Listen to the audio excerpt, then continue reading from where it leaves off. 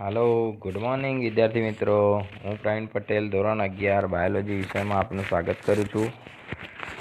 Chapter number 2 जैविक वर्गीकरणना कुल 5 भाग આપણે અત્યાર સુધી જોયા છે। છઠ્ઠા ભાગની અંદર આપણે વનસ્પતિ સૃષ્ટિ પ્રાણી સૃષ્ટિ એનો અભ્યાસ કરીશું। ખૂબ જ સરળ ટોપિક છે મિત્રો, એટલે આપણે અહીંયા આગળ બધાને યાદ રહી જાય એવો જ છે। તો વનસ્પતિ સૃષ્ટિ કોને કહેવાય? તમે બધા જ જાણો છો। વનસ્પતિ સૃષ્ટિનું કોમન એક લક્ષણ છે અને એ લક્ષણ છે હરિત દ્રવ્ય। સુકોષ કેન્દ્રીય હરિત દ્રવ્ય ધરાવતા સજીવો એની અંદર સમાવેશ છે અને તે બહુકોષીય હોય છે। એ ખાસ વિશેષતા યાદ રાખવાની છે। એ ઉપરાંત આપણે અહીંયા આગળ રેડ કોર્નર નોટિસ જોઈએ તો કેટલીક વનસ્પતિ કીટભક્ષી પણ હોય છે જે કીટકોનો ખોરાક તરીકે ઉપયોગ કરે છે। યાદ એ રાખવાનું છે કે કીટભક્ષી વનસ્પતિઓ પણ પોષણની દ્રષ્ટિએ તો સ્વાવલંબી જ કહેવાય। એ ઉપરાંત પરોપજીવી તરીકે ખૂબ જ ઓછા સભ્યો પણ તમે એની અંદર જોઈ શકો છો। આંશિક રીતે તેઓ વિષમપોષી છે। ખ્યાલ આવી ગયો? એટલે કે જે પરોપજીવી છે, કયા પરોપજીવી બરોબર, એના સભ્યો વિષમપોષી જીવનને અનુકૂલિત કહી શકાય। ખ્યાલ આવી ગયો મિત્રો? હવે આના ઉદાહરણ જોઈએ। કીટભક્ષી વનસ્પતિઓના ઉદાહરણ કયા છે? તો અહીંયા આપેલા છે, યાદ રાખજો। નીટ અને JEE માટે અર્કજ્વર, વિનસનો મક્ષીપાસ વગેરે કીટભક્ષી વનસ્પતિના ઉદાહરણો છે। એ ઉપરાંત આપણે પરોપજીવી વનસ્પતિઓની જો વાત કરીએ મિત્રો, તો પરોપજીવી વનસ્પતિ તરીકે અમરવેલ અને વાંદો બે વનસ્પતિનો આપણે સમાવેશ કરીએ છીએ। હવે વનસ્પતિ સૃષ્ટિમાં સમાવેશ બધા જ સજીવ બહુકોષીય હોય છે, પરંતુ આ બહુકોષીય સજીવોના કોષની જે કોષ દિવાલ છે એ સેલ્યુલોઝની જ બનેલી જોવા મળે છે। આ એની વિશેષતા કહેવાય। એ ઉપરાંત એના બધા કોષો જે છે એ કોષોની અંદર હરિતકણ જોવા મળે છે। એટલે આ બે વિશેષતા તમારે ખાસ યાદ રાખવાની છે મિત્રો। એક આ વિશેષતા વિશેષ કરીને યાદ રાખવાની છે। હવે આ વનસ્પતિ સૃષ્ટિના સભ્યો જે છે એ જીવનચક્રની અંદર બે જુદા જુદા તબક્કાઓમાંથી પસાર થતા હોય છે। આ બે તબક્કાઓ કયા છે? તો એક છે એ છે બીજાણુજનક અવસ્થા અને બીજી જે છે એ એકકીય જન્યુજનક અવસ્થા।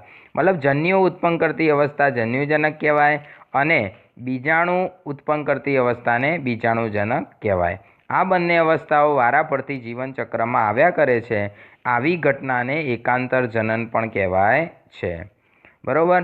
આ તબક્કાઓની સમય અવધિ જુદા જુદા જૂથમાં અલગ અલગ હોય છે। આપણે ત્રીજા ચેપ્ટરની અંદર વનસ્પતિ સૃષ્ટિ વર્ગીકરણ ભણશું, એમાં તમને ડિટેલમાં જોવા મળશે। વનસ્પતિ સૃષ્ટિના બહુકોષીય જે સભ્યો છે એ બહુકોષીય સભ્યોની યાદી મિત્રો આ પ્રમાણે આપણે યાદ રાખશું। તો સૌથી પહેલાં લીલ, ત્યાર પછી દ્વિઅંગી, ત્યાર પછી ત્રિઅંગી, ત્યાર પછી અનાવૃત બીજધારી અને છેલ્લે આવૃત બીજધારી વનસ્પતિઓ। તો આપણે આના વિશે સંપૂર્ણ ઊંડાણપૂર્વકની માહિતી આગળના પ્રકરણની અંદર જોઈશું। ખ્યાલ આવી ગયો મિત્રો? આપણે હવે પ્રાણી સૃષ્ટિ વિશે અભ્યાસ કરીશું। તો વિદ્યાર્થી મિત્રો, આ જનરલ એક મુદ્દો અહીંયા આગળ આપેલો છે, બાકી પ્રાણી સૃષ્ટિના સંપૂર્ણપણે ઊંડાણપૂર્વક લક્ષણોનો અભ્યાસ આપણે પ્રકરણ નંબર 4ની અંદર કરવાના છીએ, જેમાં પ્રાણી સૃષ્ટિનું વર્ગીકરણ ડિટેલમાં સમજાવેલું છે। તો અહીંયા આગળ ટૂંકમાં જે માહિતી આપી છે એની વાત આપણે અહીંયા આગળ કરીએ મિત્રો। તો સૌથી પહેલાં પ્રાણીઓ કોને કહેવાય છે? તો એનું મૂળ જે લક્ષણ કહેવાય છે એ મૂળ લક્ષણ એને આપણે કહીશું વિષમપોષીય હોય એ જ પ્રાણીઓની અંદર સમાવિષ્ટ થયેલા હોય છે। તો વિષમપોષીનો મતલબ શું? પોતાનો ખોરાક જાતે ક્યારેય બનાવે નહીં, ખોરાક માટે અન્ય સજીવ કે તેની પેદાશ ઉપર આધાર રાખે એને આપણે વિષમપોષી કહીશું।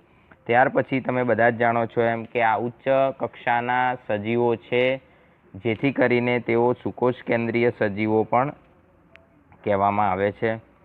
તેઓ સામાન્ય રીતે બહુકોષીય હોય છે। હવે તમને અહીંયા આગળ ખાસ એક વસ્તુ આપણે માર્ક કરાવવાની છે કે સામાન્ય રીતે પ્રાણીના જે લક્ષણો છે એ પ્રોટિસ્ટા સમુદાયની અંદર અમીબા, પેરામિશિયમ જેવા સજીવો પણ ધરાવતા હોય છે, પરંતુ તેઓ એકકોષીય છે. તો એકકોષીય, સુકોષ કેન્દ્રી અને વિષમપોષી એવો પ્રશ્ન તમને કદાચ પૂછે તો તમારો જવાબ હશે પ્રજીવ સમુદાય. પરંતુ જો બહુકોષીય, સુકોષ કેન્દ્રી, વિષમપોષી પૂછે તો તમારો જવાબ થશે પ્રાણી સૃષ્ટિ. પ્રાણીઓ માટે એક ખાસ અગત્યની લાક્ષણિકતા એ પણ હોય છે કે તેઓ કોષ દિવાલ ધરાવતા નથી હોતા મિત્રો. એટલે આ બાબત પણ તમારે માર્ક કરવાની છે. કોષ દિવાલનો અભાવ જોવા મળતો હોય છે. તેઓ પ્રત્યક્ષ કે પરોક્ષ રીતે ખોરાક માટે અન્ય વનસ્પતિ કે અન્ય સજીવો પર આધાર રાખતા હોય છે. અહીંયા આગળ લખ્યું છે કે વનસ્પતિઓ પર આધાર રાખે છે, પણ એના માટે અહીંયા પ્રત્યક્ષ અને પરોક્ષ બે શબ્દો તમને આપેલા છે. પ્રત્યક્ષનો મતલબ સીધે સીધો, જેમ કે આપણે કોઈ વનસ્પતિની પેદાશો છે, અનાજ, કઠોળ, શાકભાજી, ફળ, ફૂલ વગેરે ખાઈએ તો એ પ્રત્યક્ષ ઉપયોગ થયો એમ કહેવાય. એટલે કે સંપૂર્ણ શાકાહારી સજીવો છે, સસલું, હરણ વગેરે, એ પ્રત્યક્ષ વનસ્પતિ પર આધારિત છે. પરંતુ અન્ય સજીવો જેમ કે વાઘ, સિંહ, ચિત્તો વગેરે જે માંસાહારી છે, તો એઓ પરોક્ષ રીતે, કેવી રીતે? તો પરોક્ષ રીતે ખોરાક માટે વનસ્પતિ પર આધાર રાખે છે. એમ કેમ કહેવાય? તો તમે જાણો છો કે વનસ્પતિમાં રહેલી જે ઉર્જા છે એ હરણની અંદર કે સસલાની અંદર જે તૃણાહારી સજીવો છે એની અંદર પ્રવેશ કરેલી છે, અને એ હરણ અને સસલાના શરીરમાં એ સંચિત ઉર્જા છે. એ સંચિત ઉર્જા માંસની અંદર સંગ્રહિત થયેલી છે ગ્લાયકોજન રૂપે. જ્યારે વાઘ, સિંહ આવા સજીવોનો શિકાર કરીને ખોરાક તરીકે એનો ઉપયોગ કરે ત્યારે આ જ સંચિત ઉર્જા એનો ઉપયોગ તેઓ કરતા હોય છે. એટલે એને પરોક્ષ શબ્દથી આપણે સમજવાનું છે. હવે તમે બધા જ જાણો છો કે જે પ્રાણી સૃષ્ટિના સજીવો છે મિત્રો, એ બધા જ ખોરાકને ખાય છે અને એનું પાચન પણ કરવું પડે છે. તો પાચન માટે અંતસ્થ ગુહા ધરાવે છે. પાચન માર્ગ પણ કહેવાય, અન્ન માર્ગ પણ કહેવાય. હવે આવા સજીવો જે છે એ પોતાના જ માટે જરૂરી જે ઉર્જા છે એ વાપરે છે, અને વધારાની ઉર્જા જે છે એનો વિપરીત પરિસ્થિતિ માટે સંગ્રહ કરે છે. તો કયા સ્વરૂપે? તો ગ્લાયકોજન અને ચરબી રૂપે. તમારે અહીંયા સાથે સાથે એ પણ યાદ રાખવાનું છે મિત્રો કે ફૂગની અંદર ખોરાકનો સંગ્રહ કઈ રીતે થતો હોય છે, બરાબર? તો એ આપણે જોઈએ તો તેલ બિંદુ સ્વરૂપે થતો હોય છે. તો અહીંયા આગળ ખોરાકનો સંગ્રહ જે છે એ ગ્લાયકોજન અને ચરબી સ્વરૂપે થતો હોય છે. ખોરાકના અંતઃગ્રહણની રીતે, અંતઃગ્રહણ એટલે ખાવાની ક્રિયા. અંતઃગ્રહણનો મતલબ તમારે કરવાનો છે ખાવાની ક્રિયા, બરાબર? તો એ ખોરાકને ખાય છે, ચાવે છે અને પછી એ પોતાના પાચન માર્ગમાં આગળ ધકેલે છે. તો એને પ્રાણી સંપોષણનો એક પ્રકાર કહી શકાય. તેઓ અગત્યની વાત આ તમારે ખાસ યાદ રાખવાની છે કે દરેક પ્રાણી જે છે વનસ્પતિ કરતાં જુદું કઈ રીતે પડે? તો મુખ્ય વાત જે છે એ એના વૃદ્ધિ એટલે એની હાઇટ, બોડી વેઇટ વગેરે, બરાબર? તો એ વૃદ્ધિની ચોક્કસ પ્રક્રિયાને અનુસરે છે અને મર્યાદિત હોય છે, બરાબર? તો આકાર અને કદ પુખ્તતામાં વિકાસ પામે પછી અટકી જતો હોય છે. મતલબ કે તેઓની જે વૃદ્ધિ છે મિત્રો એ સીમિત હોય છે. કેવી હોય છે વૃદ્ધિ? યાદ રાખવાનું, વનસ્પતિમાં એવું નથી હોતું. વનસ્પતિની અંદર તમે વિચાર કરશો તો જેમ જેમ એની ઉંમર વધતી જશે એમ એની ડાળીઓની સંખ્યા, પાંદડાની સંખ્યા, થડની જાડાઈ, આ બધામાં વધારો થઈ જ રાખે જ્યાં સુધી વનસ્પતિ જીવે ત્યાં સુધી. પણ પ્રાણીઓમાં એવું નથી. પ્રાણીઓમાં તમે પુખ્તતા પ્રાપ્ત કરી લીધા પછી, વાઘ હોય, સિંહ હોય, હાથી હોય કે મનુષ્ય હોય, દરેક સજીવ પુખ્તતા પ્રાપ્ત કર્યા પછી પોતાની હાઇટમાં, બોડીમાં વધારો જે છે કરી શકતો નથી. તો આ એક ખાસ લક્ષણ કહી શકાય મિત્રો. તેઓના ઉચ્ચ સ્વરૂપોનો ઉપયોગ મુજબ વિકસિત, એટલે કે તેઓ જે પ્રાણીઓ છે એ પોતાના શરીરની અંદર જુદા જુદા પ્રકારના ટેકનિક્સો અને કાર્યશૈલી વિકસાવે છે, જેને આપણે વિકસિત બન્યા એમ કહેવાય. સંવેદના વાહક એટલે કે તેઓ હંમેશા સંવેદનાને ગ્રહણ કરે છે અને એને અનુરૂપ પ્રતિચારો આપે છે. એટલે સંવેદના વાહક અને ચેતાચાલક કાર્ય પદ્ધતિ બતાવે છે. એટલે કે વિપરીત અને ખરાબ સ્થિતિ હોય તો ત્યાંથી પલાયન થઈ જવું, ભાગી જવું અને પોતાનો સ્વ બચાવ કરવો એ પ્રાણીઓની એક પ્રકૃતિ રહેલી છે, બરાબર? જો બચાવ ન કરી શકાય એવો હોય તો તેઓ હુમલો પણ કરતા હોય છે. મોટાભાગના પ્રાણીઓ જે છે એ તમારે યાદ રાખવાનું છે કે પ્રચલન કરવા માટે સક્ષમ હોય છે, એટલે કે તેઓ ચલિત જ હોય છે. હા, અપવાદરૂપ અમુક પ્રાણીઓ છે, આપણે વર્ગીકરણમાં એનો અભ્યાસ કરીશું, કે અપવાદરૂપ જે સજીવો છે એમાં આપણે સ્નાનવાદળી છે, બરાબર છે, સછિદ્રા સમુદાયના પ્રાણીઓ કહીશું તો એ પ્રચલન કરવા સક્ષમ નથી હોતા, એ આપણે એને અપવાદ કહી શકીએ. તો અહીંયા અપવાદ લખવો હોય તો આપણે લખી શકીએ. તો અપવાદ જે છે એ કયો છે? તો અપવાદમાં આપણે લખવાનું છે સછિદ્રા સમુદાય જે છે, બરાબર, એના પ્રાણીઓ. અપવાદમાં શું લખવાનું છે તમારે? સછિદ્રા સમુદાય એના પ્રાણીઓ. તો અહીંયા આગળ આપણે અપવાદ લખીએ છીએ સછિદ્રા સમુદાય, બરાબર, યાદ રાખજો. હવે અહીંયા આગળ પ્રજનનની છેલ્લી અને મહત્વની વાત તમને આપેલી છે મિત્રો, પ્રજનનની. તો પ્રજનનમાં હંમેશા લિંગભેદ તમને અહીંયા આગળ સ્પષ્ટપણે જોવા મળતો હોય છે મિત્રો.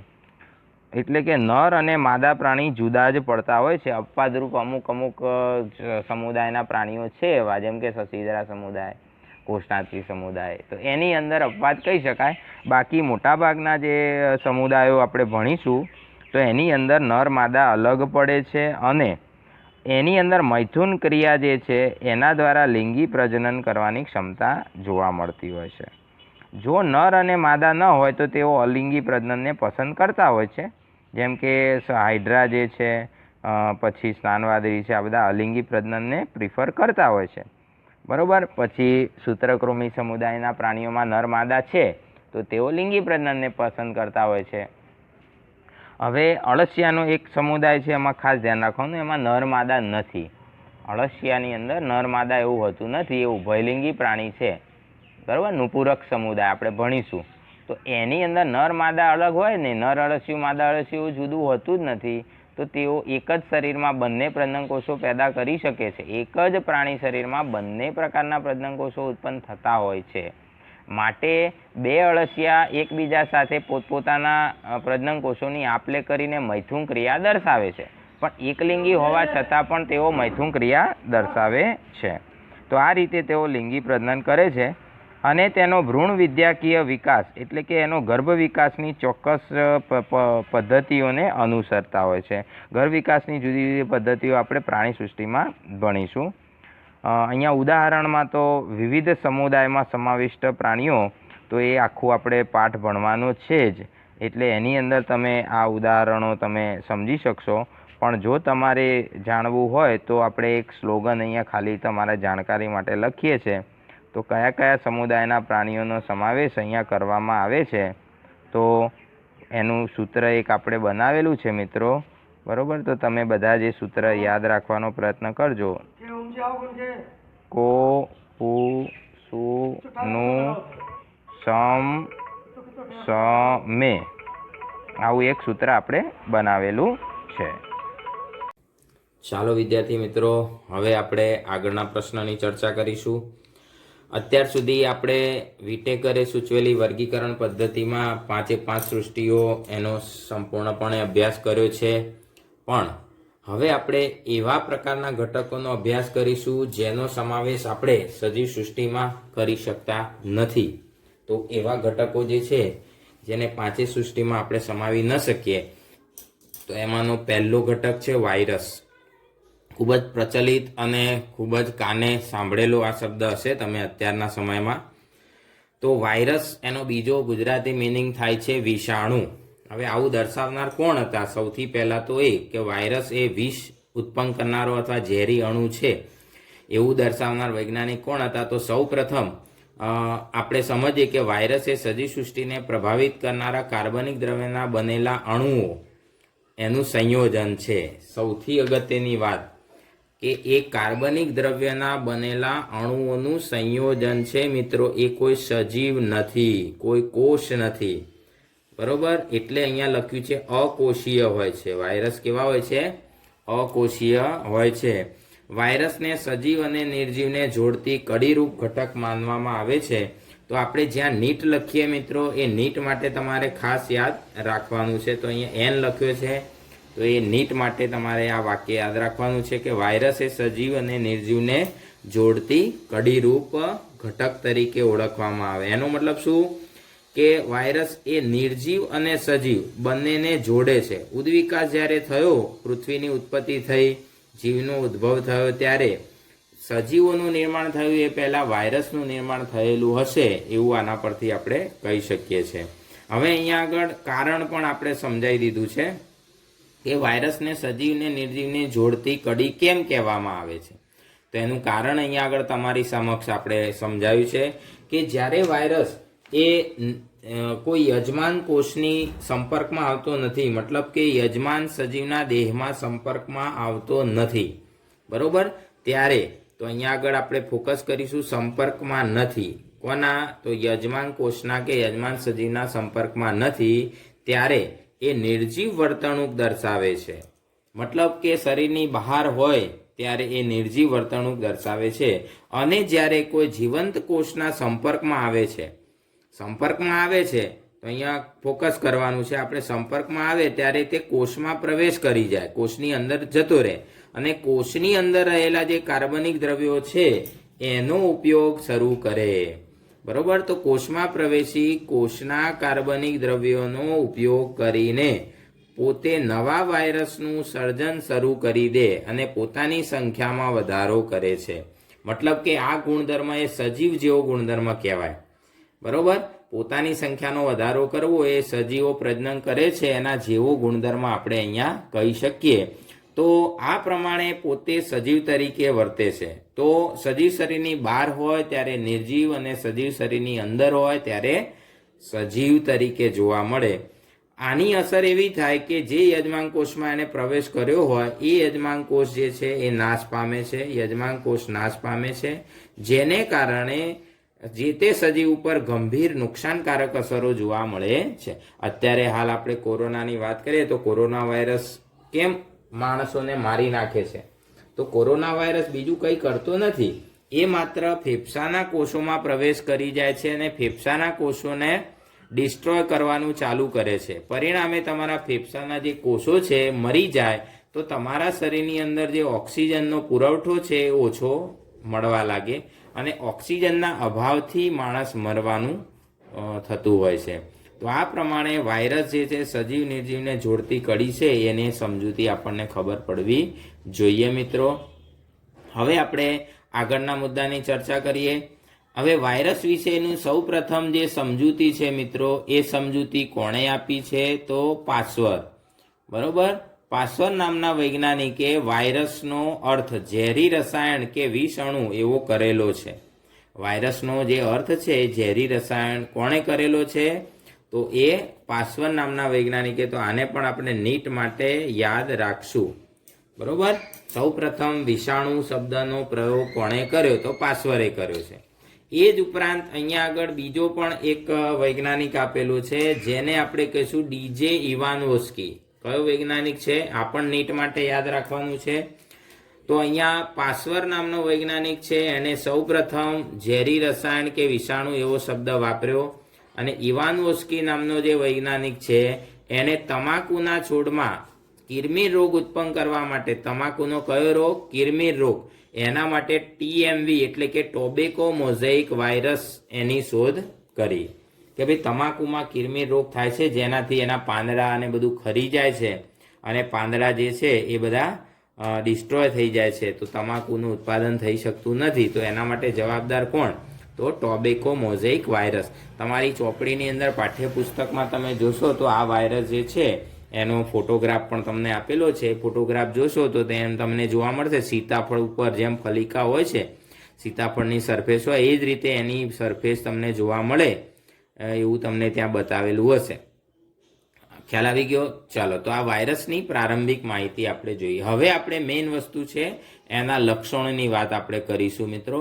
તો વાયરસના લક્ષણોની આપણે વાત કરીએ તો વાયરસના લક્ષણોમાં તો બધાને આવડે એવું છે એટલે આ કંઈ મોઢે કરવાની એ જરૂર નથી, બરોબર. આ નીટ માટેના મુદ્દામાં કંઈ સમાવેશ થાય એવો નથી, પણ આપણે જનરલી જોઈએ તો વાયરસ કેવા હોય છે? તો અતિ સૂક્ષ્મ કદના હોય છે, બેક્ટેરિયા પ્રૂફ ફિલ્ટરમાંથી પણ પસાર થઈ જાય છે. એનો મતલબ શું કે એ બેક્ટેરિયા કરતાં પણ નાના હોય છે, બરોબર.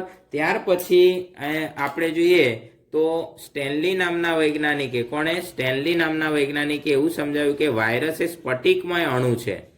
બરાબર, જેમ ખાંડ છે સ્ફટિકમય અણુ કહેવાય, મીઠું સ્ફટિકમય અણુ કહેવાય, એ જ રીતે વાયરસ સ્ફટિકમય હોય છે અને તે પ્રોટીનના બનેલા છે એવું સૌ પ્રથમ એમણે સમજાવ્યું. પણ વાસ્તવમાં આપણે જોઈએ તો એની રચનામાં માત્ર ને માત્ર પ્રોટીન હોતું નથી મિત્રો, પણ પ્રોટીન ઉપરાંત એની અંદર અન્ય ઘટક એટલે કે ન્યુક્લિક એસિડ જનીન દ્રવ્ય પણ રહેલું હોય છે.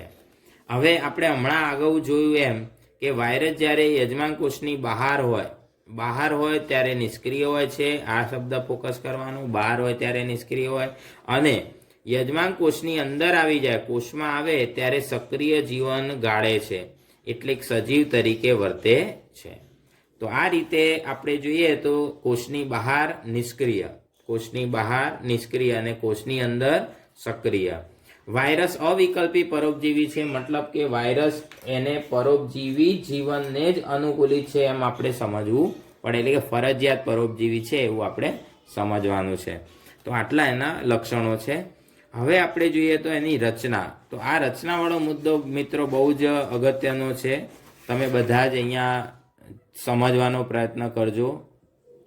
અહીંયા તમને આકૃતિની અંદર અહીંયા રચનામાં બાજુમાં તમે જોશો તો અહીંયા આગળ જુઓ તો એક આકૃતિ બતાવેલી છે. આકૃતિમાં તમે જોશો તો અહીંયા આગળ સ્ફટિક આકારનો ડાયમંડ શેપ ઉપરનું શીર્ષ બતાવેલું છે, વચ્ચે અહીંયા એનો મધ્ય ભાગ બતાવેલો છે, અને નીચેના બાજુએ આપણે જોઈએ તો મચ્છરના જેમ પગ હોય એવી રીતે પગ જેવી રચના પણ અહીંયા બતાવેલી છે. તો આ રચના એ કોની છે તો બેક્ટેરિયોફેજ, બરોબર, T7 પ્રકારના બેક્ટેરિયોફેજની રચના છે. હવે બેક્ટેરિયોફેજ શું છે તો એક પ્રકારનો વાયરસ છે જે બેક્ટેરિયામાં રોગ કરે છે. બેક્ટેરિયાને ચેપ લગાડી શકે તેવા વાયરસને શું કહેવાય તો એને બેક્ટેરિયોફેજ કહેવાય. યાદ રાખજો મિત્રો, બેક્ટેરિયાને ચેપ લગાડે તેવા વાયરસને શું કહેવાય તો એવા વાયરસને બેક્ટેરિયોફેજ કહેવામાં આવે. તો અહીંયા આગળ બેક્ટેરિયોફેજ આપેલો છે, મેં આકૃતિમાં તમને બતાવ્યું ખાલી જાણકારી માટે. હવે એમાં તમે ધ્યાનથી જોશો તો આ લીલા કલરનું આપણે બોર્ડર પડ દોરેલી છે જેને કેપ્સિડ કહેવાય. શું કહેવાય એને? કેપ્સિડ. પછી અંદર તમે જોશો તો સ્પ્રિંગ જેવું દ્રવ્ય બતાવેલું છે, એનું જનીન દ્રવ્ય છે જે મોસ્ટલી ડીએનએનું અથવા તો બેવડી કુંતલમય આરએનએની રચના તમને જોવા મળતી હોય છે. તો આ શીર્ષનો ભાગ છે. મધ્ય ભાગમાં માત્ર ને માત્ર પ્રોટીનની જ હાજરી હોય જેને ગ્રીવા પણ કહેવાય, અને નીચેના ભાગમાં પગ જેવા ઉચ્ચતંતુઓ તમને જોવા મળતા હોય છે. તો આ રીતે વાયરસ જે છે એની રચનામાં પ્રોટીન અને જનીન દ્રવ્ય બે જ મુખ્ય ઘટક આપણે કહી શકીએ. તો તમને આકૃતિમાં ખ્યાલ આવી ગયો હશે. હવે આપણે એની સંપૂર્ણ ડિટેલિંગ રચના જોઈએ તો બહુ અઘરું નથી, બધાને ખબર પડે કે ભાઈ બેક્ટેરિયાની રચના કે વનસ્પતિ કોષની કે પ્રાણી કોષની રચના ભણવી હોય તો અઘરી પડે, પણ વાયરસની રચના અઘરી ન પડે એનું કારણ શું કે એની રચનામાં બે જ ભાગ હોય છે. એક ફરતે આવેલો ભાગ જેને કેપ્સિડ કહેવામાં આવે છે જે પ્રોટીનનો બનેલો હોય છે, બરોબર, અને તેની અંદર આરક્ષિત એવું જનીન દ્રવ્ય તમને જોવા મળે. બસ આ બે જ વસ્તુ હોય એની રચનામાં.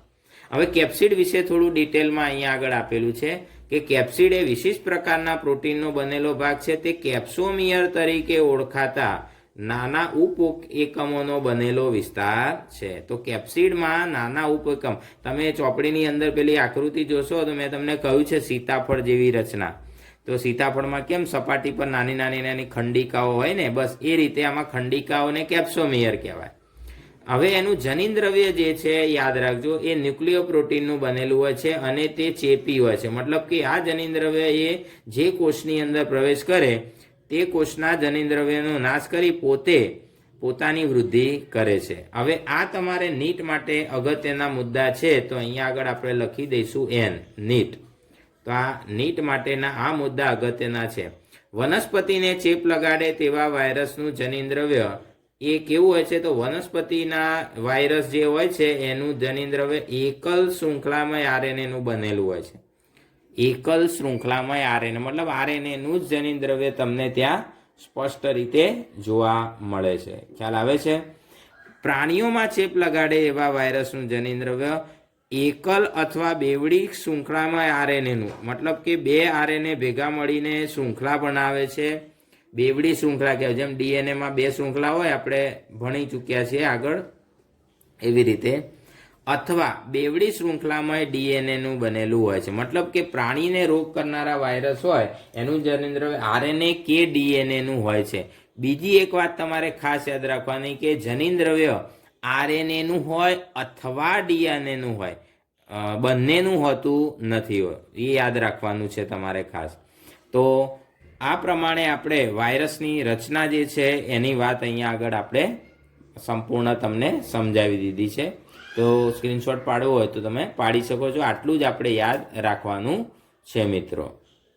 હવે આપણે બેક્ટેરિયોફેજનું જનીનદ્રવ્ય કેવું હોય એની સમજૂતી મેળવીએ. તો બેક્ટેરિયોફેજ એટલે શું, મેં એનો અર્થ લખ્યો છે. બેક્ટેરિયાને ચેપ લગાડનારા વાયરસ એને બેક્ટેરિયોફેજ કહેવાય. સામાન્ય રીતે એમાં બેવડી શૃંખલામય આરએનએ, મોસ્ટ આઈએમપી નીટ માટે ખાસ યાદ રાખવાનું તમારે. આ very very most IMP for NEET.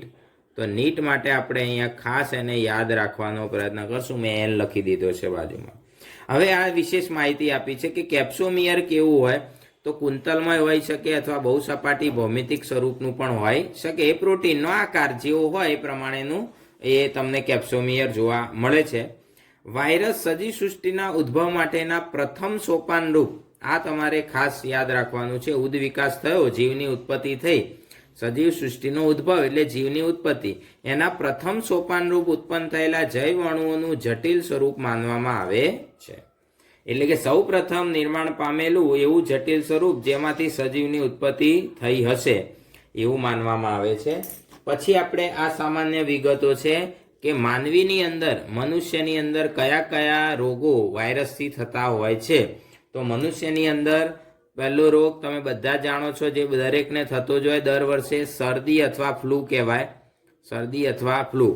ગાલ પચોડિયું, શીતળા, ઓરી, અછબડા, પોલિયો, હર્પીસ, શરદી સાથેનો ચેપી તાવ જેને ઇન્ફ્લુએન્ઝા કહેવામાં આવે છે, અને કોવિડ-19 અત્યારે હાલ જે રોગ છે આખી દુનિયામાં ફેલાઈ ગયો છે એ ચેપી રોગ, એ સર્વસામાન્ય જાણીતા વાયરસજન્ય રોગો છે.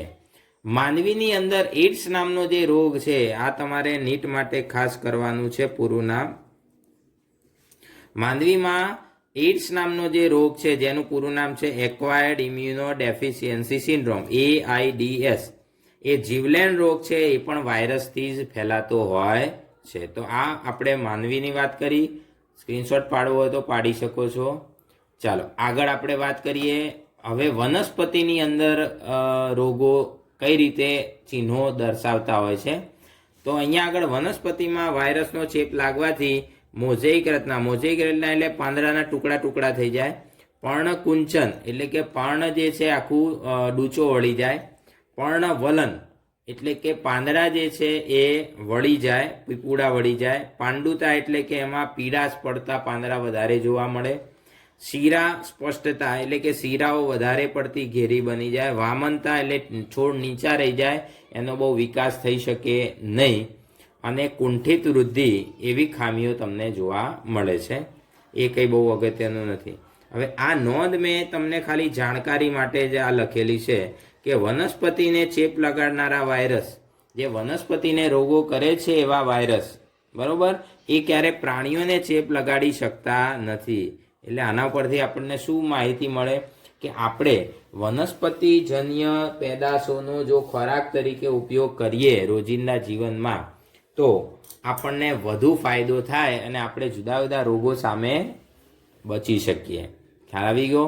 પણ પ્રાણીના વાયરસ હોય, આપણે પ્રાણીજન્ય આહાર ધારો કે માંસ, માછલી, ઈંડા વગેરે ખાતા હોઈએ, માંસાહાર, તો પ્રાણીઓમાં રહેલા વાયરસ એ આપણામાં રોગ કરી શકે છે. એટલે કે એના કારણે તમે જાણો છો, તમે સાંભળ્યું પણ હશે, બર્ડ ફ્લૂ, સ્વાઇન ફ્લૂ, આવા રોગો થતા હોય છે.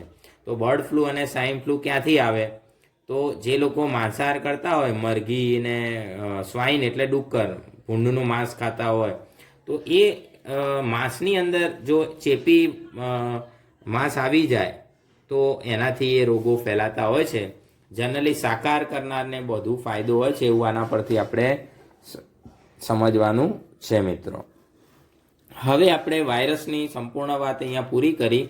હવે નવા મુદ્દાની આપણે ચર્ચા કરવાની છે અને એ છે વિરોઇડ. બરોબર, નવો મુદ્દો છે જેનો સજીવ સૃષ્ટિમાં સમાવેશ થઈ શકતો નથી એવો મુદ્દો વિરોઇડ. તો વિરોઇડ શું છે, બરોબર, એ પહેલા આપણે વિચારીએ. તો વિરોઇડ એ વાયરસ કરતાંય નાના. કેવા છે, બરોબર? તો આને કોણે શોધ કરી? તો વિરોઇડની શોધ ડાયનર નામના વૈજ્ઞાનિકે કરી છે અને એ નવા ચેપી કારકો શોધી કાઢ્યા એમણે જે કદમાં વાયરસથી પણ નાના હતા અને બટાકાની અંદર ત્રાકમય ગ્રંથિલ રોગ પેદા કરતા. તો બટાકાનો ત્રાકમય ગ્રંથિલ રોગ કોને કારણે થાય છે? તો આ તમારે નીટ માટે ખાસ યાદ રાખવાનું છે. વિરોઇડને કારણે થાય છે. હવે વિરોઇડનું બીજું લક્ષણ એ છે કે વાયરસમાં હોય એવું એની ફરતે આવરણ હોતું નથી, જેને આપણે કેપ્સિડ કહીએ છીએ. તો કેપ્સિડ આવરણનો અભાવ જોવા મળે છે, એટલે કે માત્ર ને માત્ર મુક્ત આરએનએના અણુઓ જ છે. વિરોઇડ એટલે મુક્ત આરએનએના અણુઓ. અને આ બાબત તમારે યાદ રાખવાની છે કે મનુષ્યની અંદર એવો કયો રોગ છે જે વિરોઇડને કારણે થાય છે? તો એને અલ્ઝાઇમર નામનો રોગ કહેવાય. બહુ ખતરનાક રોગ હોય છે મિત્રો. આ રોગની અંદર વ્યક્તિના મગજના જે ચેતાકોષો હોય છે એ ચેતાકોષોનો નાશ થવા લાગે છે ધીમે ધીમે, અને માણસની યાદશક્તિ ધીમે ધીમે ખતમ થઈ જાય છે. એટલી હદ સુધી એની અંદર ખરાબ સ્થિતિ જોવા મળેલી છે કે વ્યક્તિ પોતે મનુષ્ય તરીકે અથવા પોતે કંઈક છે એના તરીકેની સામાન્ય ક્રિયાઓ પણ ભૂલી જાય છે.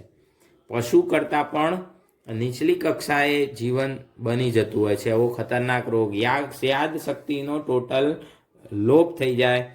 પોતે પોતાની ક્રિયાઓ પણ ન કરી શકે. કેટલું ખાવું, ક્યારે ખાવું, પાણી કેટલું પીવું, ક્યારે પીવું, કશી જ ખબર પડે નહીં. તો આવો ખતરનાક રોગ વિરોઇડને લીધે થતો જોવા મળેલો છે. તો વિરોઇડમાંથી આટલું જ આપણે યાદ રાખશું. આપણી બુકની અંદર આટલી વાત જ આપેલી છે. વધુ વિગતો તમને કોલેજ કક્ષાએ આગળ ભણવા જશો ત્યાં ભણવા મળશે. ખ્યાલ આવી ગયો? ચલો હવે નવો મુદ્દો જોઈશું, લાઇકેન. નવો મુદ્દો કયો છે? લાઇકેન છે. તો લાઇકેન શું છે? તો લાઇકેનનો સમાવેશ આપણે જે વિટેકરની 5 સૃષ્ટિ વર્ગીકરણ પદ્ધતિ છે એમાં ક્યાંય ન કરી શકાય એવો છે. એટલે એના માટે અહીં અલગથી માહિતી તમને આપેલી છે. તો લાઇકેન એ સર્વપ્રથમ પ્રોફેસર તલસાણે, આ નીટ માટે તમારે યાદ રાખવાનું કે લાઇકેન વિદ્યાના પિતા અથવા તો લાઇકેનની સૌપ્રથમ રજૂઆત કોણે કરી છે? તો લાઇકેનની સૌપ્રથમ રજૂઆત કરનાર વૈજ્ઞાનિક તલસાણે, પ્રોફેસર તલસાણે લાઇકેનની સમજૂતી આપેલી છે. હવે લાઇકેન શું છે? તો આ એની વ્યાખ્યા છે. તો લાઇકેન એ લીલ અને ફૂગનું સહજીવન છે. લીલ અને ફૂગના કોષો પરસ્પર એકબીજા સાથે જોડાઈને સહજીવન ગાળે. હવે સહજીવન કોને કહેવાય? તો પરસ્પર એકબીજાને લાભ કરીને જીવવું એને સહજીવન કહેવાય. બરોબર, તેને લાઇકેન કહે છે. તે ભીના અને ભેજયુક્ત વસવાટમાં જીવે. કેમ? કારણ કે લીલને પણ પાણી જોઈએ, ફૂગને પણ પાણી જોઈએ, એટલે એમનો વસવાટ કોમન છે. લીલના ઘટકોને ફાઇકોબાયન્ટ કહેવાય. આ તમારે નીટ માટે યાદ રાખવાનું છે. આ નીટ માટે લીલના ઘટકોને ફાઇકોબાયન્ટ કહેવામાં આવે છે. શું કહેવાય? ફાઇકોબાયન્ટ એટલે લીલ અને માઇકોબાયન્ટ એટલે ફૂગ. તો લાઇકેનમાં રહેલા લીલના કોષો ફાઇકોબાયન્ટ છે અને ફૂગના કોષો માઇકોબાયન્ટ છે. હવે આપણે લીલના જે ઘટકો હોય એ કેવા હોય? તો ફાઇકોબાયન્ટ સ્વયંપોષી હોય અને માઇકોબાયન્ટ વિષમપોષી હોય. તો લીલ અને ફૂગનું જે જીવન ગાળવાની રીત છે, ટેકનિક છે, એ પ્રમાણે યાદ રાખવાનું આપણ નીટ માટે જરૂરી છે. લીલનું કાર્ય એ આવડશે તમને. એ પોતાના માટે લીલ શું કરે છે? પોતાના માટે અને ફૂગના માટે, બંને માટે, પોતાના માટે અને ફૂગ માટે પ્રકાશ સંશ્લેષણ કરી ખોરાક નિર્માણ કરે છે. આ લીલનું કાર્ય છે. તો ફૂગ કંઈક સામે બદલો આપતી હશે. ફૂગ શું આપે છે બદલો? તો લીલને ખાનારા જે સૂક્ષ્મજીવો હોય, માછલીઓ જેવા, તો લીલના ભક્ષકો એની સામે એને રક્ષણ આપે. કેમ? કારણ કે ફૂગ ઝેરી તત્વો ઉત્પન્ન કરે, એટલે એ ઝેરી તત્વોને કારણે એ લીલને કોઈ ખાવા તૈયાર થાય નહીં. અને વાતાવરણમાંથી પાણી અને પોષક તત્વોનું શોષણ કરી લીલને પૂરા પાડે છે. હવે એના પ્રકારોની વાત કરીએ. બરોબર, તો આ યાદ રાખવાનું છે નીટ માટે તમારે ખાસ. આપણે એને લખી દઈએ. પ્રકારો તો 3 પ્રકારો છે. પરપટાભ, પરપટાભનો મતલબ થાય છે પરપોટા જેવી, પાણીમાં પરપોટા થયા હોય અને એનું જે સ્વરૂપ હોય એના જેવી લાયકેન. પત્રમય લાયકેન એટલે કે પાંદડા જેવી ચપટી, જાડું ફળનું પાંદડું હોય એના જેવી દેખાય. અને ક્ષુપિલ લાયકેન એટલે કે આપણે મેથી અથવા તો ધાણાના મૂળ તંત્ર હોય છે એના જેવી દેખાતી હોય. હવે પરપટાભ લાયકેનનું ઉદાહરણ છે સ્ટ્રિગ્યુલા.